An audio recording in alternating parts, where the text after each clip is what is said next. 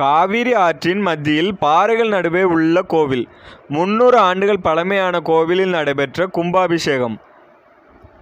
நாமக்கல்லில் உள்ள 300 ஆண்டுகள் பழமையான ஆதி விஸ்வேஸ்வரர் கோவிலில் பரிசலில் சென்று பக்தர்கள் புடைசூழ கும்பாபிஷேக விழா நடத்தப்பட்டது.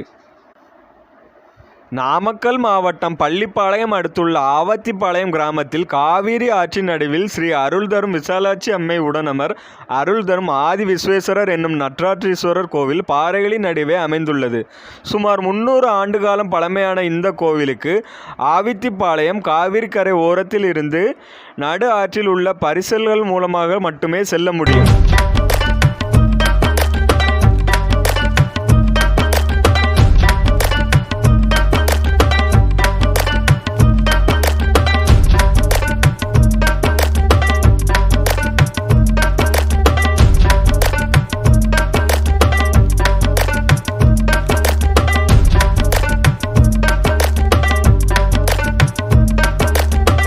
இந்த கோவிலில் 108 சங்காபிஷேக விழாவுடன் கோவில் கும்பாபிஷேக விழா வெகு விமர்சையாக நடைபெற்றது.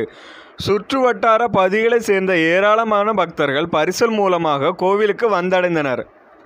கோவிலில் கலசங்களுக்கு சிறப்பு விசேஷ பூஜைகள் செய்யப்பட்டதுடன் கோவிலில் உள்ள உபதெய்வங்களான சிவகாமி அம்மை உடனமர், ஆனந்த நடராஜர், சப்த கன்னிமார்கள், விநாயகர் உள்ளிட்ட தெய்வங்களுக்கு சிறப்பு தீபாராதனை நிகழ்வுகள் நடைபெற்று கும்பாபிஷேக விழா வெகு விமர்சையாக நடைபெற்றது.